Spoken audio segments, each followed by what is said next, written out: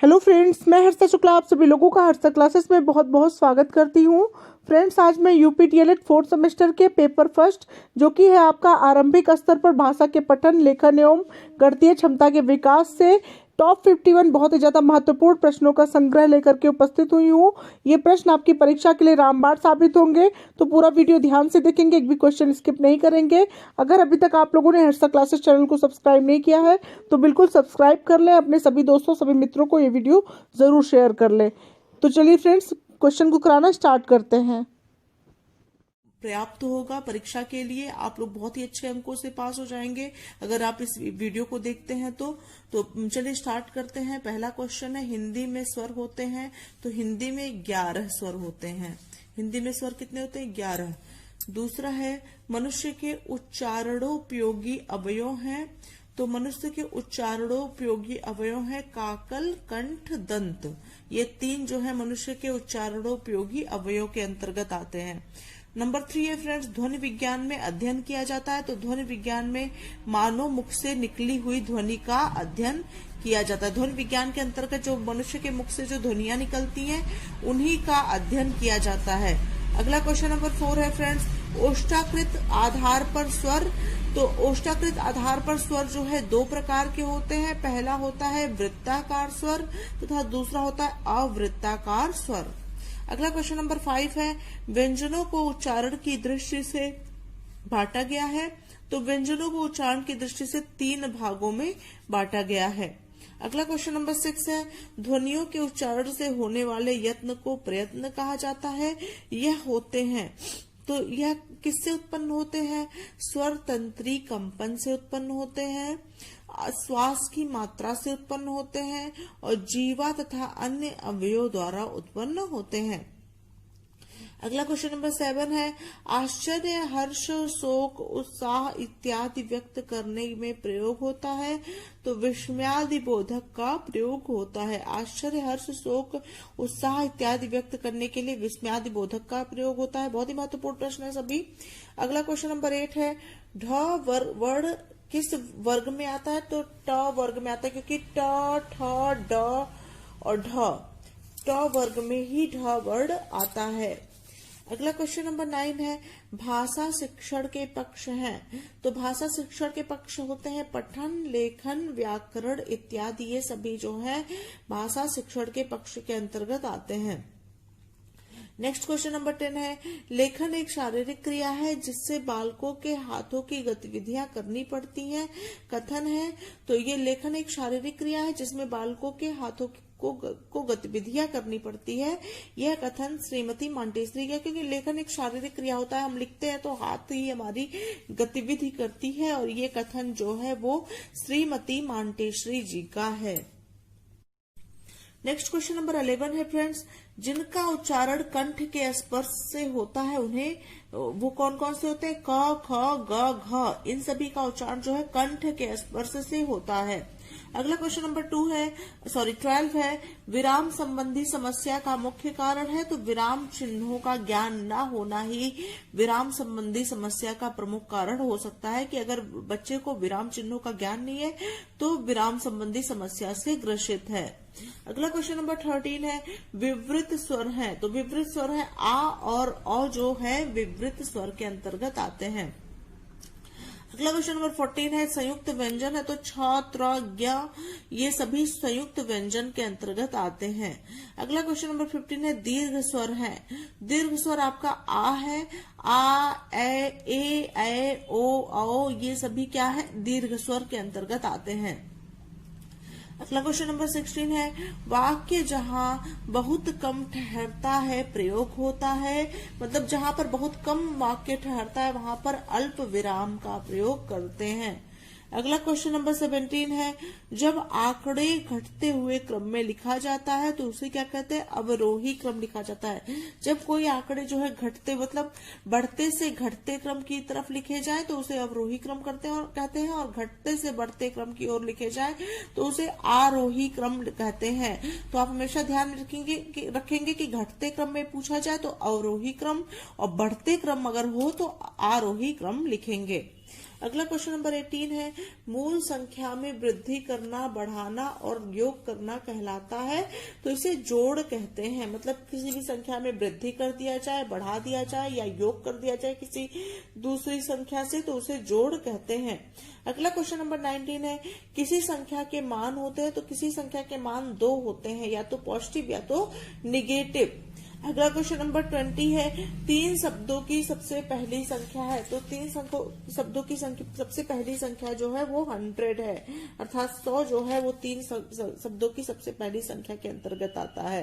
अगला question number 21 है, पठन प्रक्रिया में उचित आरोह अवरोह का समावेश न होने का प्रमुख कारण है। तो अगर पठन प्रक्रिया में जो है उचित आरोह अवरोह का समावेश ना हो तो इसका प्रमुख कारण क्या हो सकता है? शीघ्रता से पठन, मतलब तेजी से पढ़ना। दूसरा है भाव को समझकर ना पढ़ना, मतलब जो भाव वो उस पठन बुक में दिया गया है उसको समझकर ना पढ़ना। और तीसरा अत्यधिक तेज आवाज में पढ़ना। तो ये सभी पठन प्रक्रिया में उचित आरोह अवरोह का समावेश ना होने का प्रमुख कारण है। अगला क्वेश्चन नंबर 22 है फ्रेंड्स, लिखित भाषा ध्वन्यात्मक पठन को, ध्वन्यात्मक मतलब फ्रेंड्स बोल करके या ध्वनि के साथ पढ़ना, इसको क्या कहते हैं? सस्वर पठन कहते हैं। अगला क्वेश्चन नंबर 23 है, भाषा के प्रमुख गुण हैं, तो भाषा के 2 प्रमुख गुण लिख सकते हैं। सार्थकता होती है भाषा में और क्रमबद्धता होती है, ये 2 प्रमुख गुण है भाषा के। अगला क्वेश्चन नंबर 24 है कि क का उच्चारण स्थान है, मतलब क जो है क उसका उच्चारण स्थान क्या है? उसका उच्चारण स्थान है कंठ। अगला क्वेश्चन नंबर 25 है, इच्छा का पर्यायवाची है, तो आशा, स्पृहा, अभिलाषा।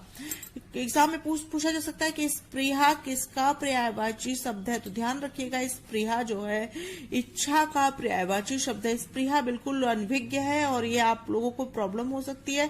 आशा और अभिलाषा को आप इच्छा से जोड़ सकते हैं, लेकिन स्पृहा थोड़ा नया है, तो स्पृहा बिल्कुल ध्यान रखिएगा कि स्पृहा जो है वो इच्छा का ही पर्यायवाची शब्द होता है। अगला क्वेश्चन नंबर 26 है, जिन स्वरों का उच्चारण करते समय मुख पूरी तरह खुला रहता है कहलाते हैं। मतलब ऐसे स्वर जिनका उच्चारण करते समय मुख जो है पूरी तरह से खुला रहे उसको क्या कहते हैं? उसको विवृत स्वर कहते हैं। अगला क्वेश्चन नंबर 27 है, संख्या 5 को 0 से गुणा करने पर गुणनफल प्राप्त होगा। तो किसी भी संख्या को फ्रेंड्स अगर 0 से गुणा करते हैं या 0 से भाग देते हैं तो उसका भागफल या गुणनफल सदैव 0 ही आता है। तो हमने इस तरह से 2 क्वेश्चन लिया है कि संख्या 5 को 0 से गुणा करने पर गुणनफल 0 प्राप्त होगा और 0 को किसी संख्या से भाग देने पर भागफल भी 0 होता है।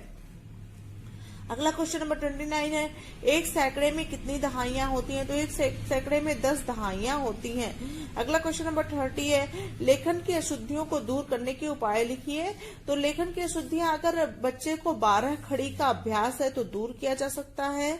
व्याकरण का समुचित ज्ञान है तब भी लेखन संबंधी अशुद्धियां दूर होंगी और उच्चारण की स्पष्टता की दशा में भी लेखन संबंधी अशुद्धियां दूर होंगी। तो पहला हो गया 12 खड़ी का ज्ञान होना, दूसरा हो गया व्याकरण का समुचित ज्ञान और तीसरा उच्चारण की स्पष्टता। अगला क्वेश्चन नंबर 31 है फ्रेंड्स, य र ल व कहलाता है। तो य र ल व क्या कहलाता है? अंतस्थ व्यंजन कहलाता है। अगला क्वेश्चन नंबर 32 है, च वर्ग का उच्चारण स्थान है। तो च वर्ग का उच्चारण स्थान जो होगा वो होगा तालु। च वर्ग का क्या होगा? तालु होगा। क वर्ग का क्या होता है? कंठ होता है। और च वर्ग का क्या होगा? तालु होगा। ये क्या होगा? च वर्ग मतलब च, छ, ज, झ का उच्चारण स्थान होगा वो तालु होगा। अगला क्वेश्चन नंबर 33 है, अंग्रेजी में स्वर क्या होते हैं? 5 कौन कौन से होते हैं? ए, ई, आई, ओ और यू। ये 5 स्वर जो है अंग्रेजी भाषा में होते हैं।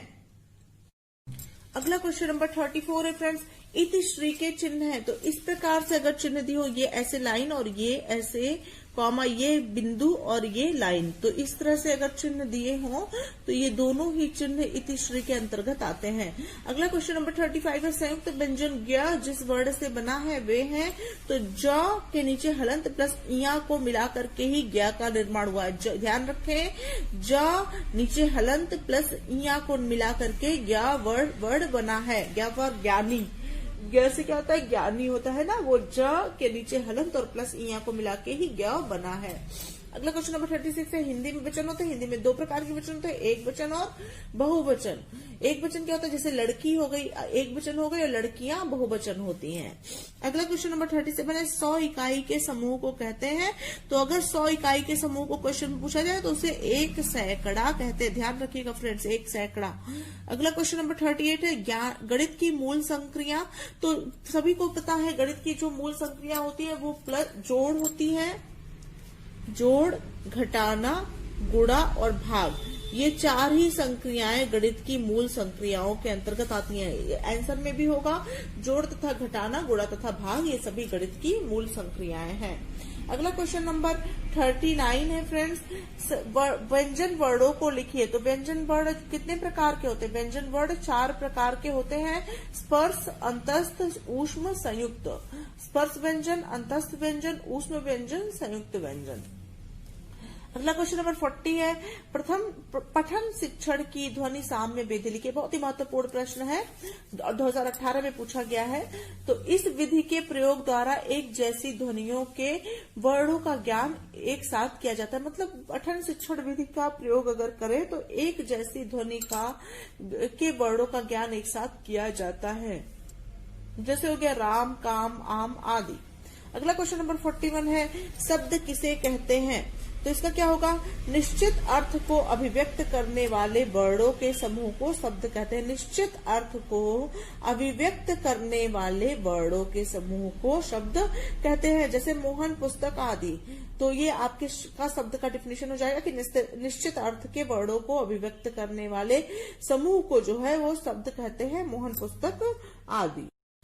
अगला क्वेश्चन नंबर 42 है, पठन के प्रकार बताइए। तो मुद्रा भाव पठन, दृश्य पठन, अभिनय पठन, चित्र पठन, ये 4 पठन के प्रकार है। मुद्रा भाव, दृश्य, अभिनय और चित्र पठन। मुद्रा भाव पठन, दृश्य पठन, अभिनय पठन, चित्र पठन, याद रखिएगा इसको। अगला क्वेश्चन नंबर 43 है, संकर शब्द किसे कहते हैं? तो वे शब्द ये शब्द जो होते हैं वो दो भाषाओं से मिलकर बना दिए गए हों, उन्हें संकर शब्द कहते हैं। जैसे कि आपका रेल हो गया प्लस गाड़ी बराबर रेलगाड़ी। तो रेल और गाड़ी दोनों दो अलग अलग भाषाओं के शब्द हैं, इनको मिला के एक शब्द का निर्माण होना ही संकर शब्द कहलाता है। तो दो अलग अलग भाषाओं के शब्दों को मिलाकर एक शब्द बना दिया जाए तो उसे संकर शब्द कहते हैं। बहुत ही आसान डिफिनेशन कि दो अलग अलग भाषाओं के शब्दों को एक साथ मिला कर एक शब्द बना दिया जाए तो उन्हें संकर शब्द कहते हैं, जैसे रेल प्लस गाड़ी बराबर रेलगाड़ी। अगला क्वेश्चन नंबर 44 है, पठन में रुचि के विकास हेतु विधियां लिखिए। तो अक्षर बोध विधि रुचि उत्पन्न करता है, कविता विधि, कहानी विधि, ध्वनि साम्य विधि, वर्णोच्चारण विधि। अक्षर बोध, कविता, कहानी, ध्वनि साम्य, वर्णोच्चारण विधि। तो ये सभी पठन में रुचि के लिए प्रमुख विधियां हैं। अगला क्वेश्चन नंबर 45 है, स्वर किसे कहते हैं? तो इसका आंसर होगा, स्वर उन ध्वनियों को कहते हैं जो मुख से किसी भी प्रकार अवरुद्ध हुए बिना उच्चारित होती हैं।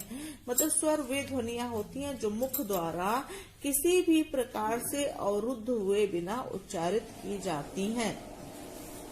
अगला क्वेश्चन नंबर 46 है, विलोम शब्द किसे कहते हैं? तो जब दो शब्द विपरीत अर्थ प्रकट देते हैं तब वे एक दूसरे के विलोम कहलाते हैं। मतलब कह सकते हैं कि जब दो शब्द हैं और एक दूसरे के बिल्कुल विपरीत हों और तो उन्हें विलोम शब्द कहते हैं। जैसे कि इसे विपरीतार्थक शब्द भी कहते हैं। जैसे कि आपका हो गया अधिक का न्यून, मतलब अधिक का न्यून हो गया, अधिक मतलब ज्यादा, न्यून मीन्स कम। असली का क्या हो गया, अगर कोई माल असली है तो वो उसका हो गया नकली। अर्थ का हो गया अनर्थ। तो ये सभी विलोम शब्द के अंतर्गत आते हैं। अगला क्वेश्चन नंबर 47 है, पर्यायवाची शब्द किसे कहते हैं? तो पर्याय का अर्थ है दूसरा, अतः पर्यायवाची शब्द का अर्थ हुआ एक उस अर्थ का बोधक अर्थ, मतलब कि दूसरा शब्द। जैसे कि कोई शब्द है उसका दूसरा शब्द जब हो तो उसे पर्यायवाची शब्द कहते हैं। जैसे अग्नि का हो गया आग, अनल, पावक। तो अग्नि का आग, अनल, पावक जो है ये क्या है, दूसरा शब्द है, अर्थात ये इसके पर्यायवाची शब्द हैं। अगला क्वेश्चन नंबर 48 है फ्रेंड्स, स्पर्श व्यंजन किसे कहते हैं? बहुत ही महत्वपूर्ण प्रश्न है।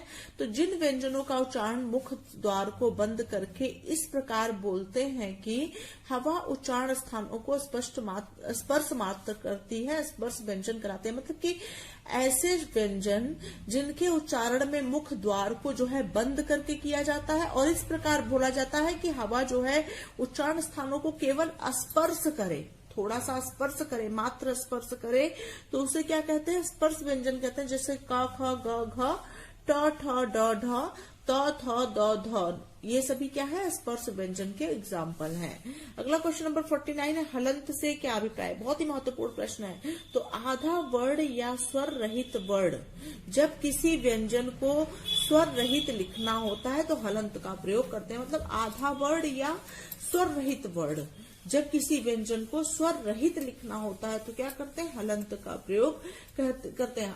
हलंत को क्या कह सकते हैं? आधा वर्ण या स्वर रहित वर्ण, जब किसी व्यंजन को स्वर रहित लिखना होता है तो हलंत का प्रयोग किया जाता है। अगला क्वेश्चन नंबर 50 है फ्रेंड्स, अयोग वाह के प्रकार। तो पहला हो गया अनुस्वार। अनुस्वार का एग्जाम्पल हो गया गंगा, अहिंसा, झंडा। मतलब जिसमें अंग की मात्रा ऊपर हो वो अनुस्वार हो जाएगा। अनुनासिक जिसमें चंद्रबिंदी हो, जैसे उंगली आदि। विसर्ग जिसमें अह की मात्रा हो, जैसे प्रातः, दुख। ये सभी अनुस्वार, अनुनासिक, विसर्ग आप लोग को समझ में आ गया होगा। इसके एग्जाम्पल के आधार पे अगर इसका डिफिनेशन भी पूछा जाए तो आप अपने शब्दों में बना करके लिख सकते हैं। एग्जाम्पल सबसे महत्वपूर्ण होता है। अनुस्वार हो गया गंगा, अहिंसा, झंडा। अनुनासिक हो गया उंगली आदि और विसर्ग हो गया प्रातः, दुख। अगला क्वेश्चन नंबर 51 है, बलाघात किसे कहते हैं? बहुत ही महत्वपूर्ण। तो बलाघात मूलतः शक्ति की वह मात्रा होती है जिसमें ध्वनि, अक्षर, शब्द या वाक्य का उच्चारण किया जाता है और शक्ति आधिक्य के कारण ही अपेक्षाकृत अधिक बलाघात युक्त ध्वनि, अक्षर या शब्द आसपास की अन्य ध्वनियां आदि से अधिक मुखर या शक्तिशाली होते हैं, उन्हें बलाघात कहते हैं। बलाघात मूलतः शक्ति की वह मात्रा होती है जिसमें ध्वनि, अक्षर, शब्द या वाक्य का उच्चारण किया जाता है। पहली बात, इसमें ध्वनि, अक्षर, शब्द तथा वाक्य का उच्चारण होता है और शक्ति आधिक्य के कारण ही अपेक्षित अधिक बलाघात युक्त ध्वनि, अक्षर या शब्द आसपास की अन्य ध्वनियां आदि से अधिक मुखर या प्रभावशाली होती है। मतलब शक्ति उसमें अधिक होती है तो वो अन्य ध्वनियों से अधिक स्पष्ट होती है और अधिक क्या होती है? प्रयोग, वो शक्तिशाली होती हैं। तो ये रहे फ्रेंड्स टॉप 51 बहुत ही अधिक महत्वपूर्ण